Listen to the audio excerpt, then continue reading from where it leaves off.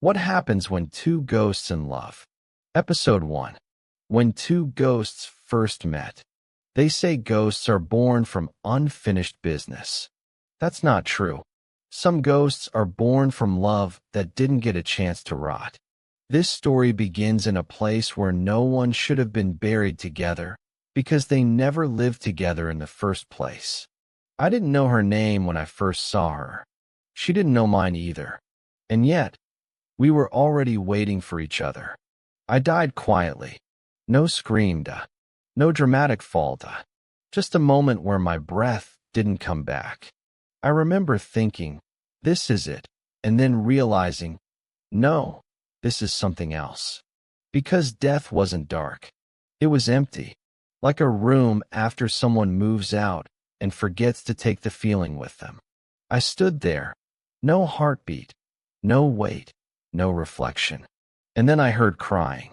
Not echoing, not distant. Right beside me. She was sitting on the floor of the cemetery chapel. Her knees pulled to her chest, her hair floating, not falling, her tears never touching the ground.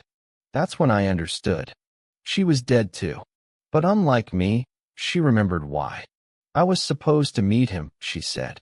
I didn't ask who him was. Ghosts don't ask questions like that. They ask questions like, why am I still here? Why does it still hurt? Why do I feel lonely if I'm already gone? I sat next to her. We didn't touch. Ghosts don't do that at first. Days passed. Or maybe years.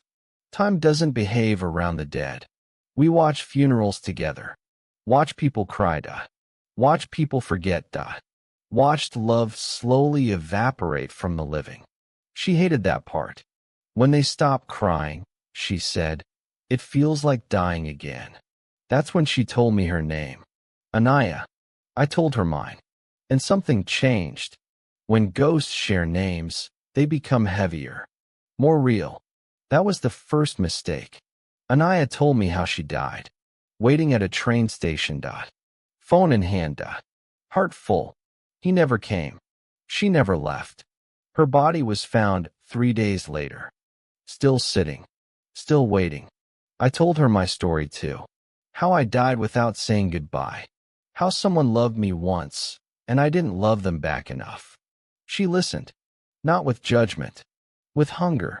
That night, the cemetery lights flickered. For the first time since dying. I felt cold. Anaya smiled. Do you feel it too? She asked. I nodded. That was the moment the universe noticed us. Two ghosts. Feeling something again. Other spirits began to avoid us. They whispered when we passed. Don't pair up, one warned. Love binds the dead, said another. It never ends well. We didn't listen. Ghosts and love never do. We started staying together. Everywhere. Abandoned houses, hospital corridors, closed classrooms at night.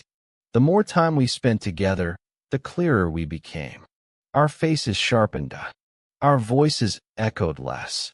We were becoming wrong. Anaya discovered something first. When she thought about him, the man who never came, she faded. But when she thought about me, she solidified. Her hand left marks in dust. Her breath fogged glass. That scared her.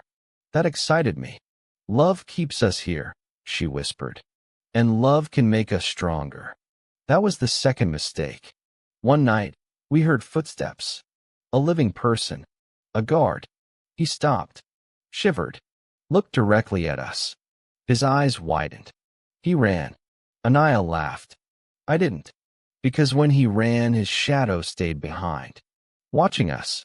Smiling. That shadow bowed. And spoke. Two ghosts in love, it said. How beautiful. How dangerous. That's when the real rule revealed itself. When two ghosts fall in love, one of them must become the place they haunt. Anaya squeezed my hand. For the first time, I felt pain. Anaya whispered something I'll never forget. If one of us has to disappear, promise me it won't be you. And behind her, the shadows began choosing.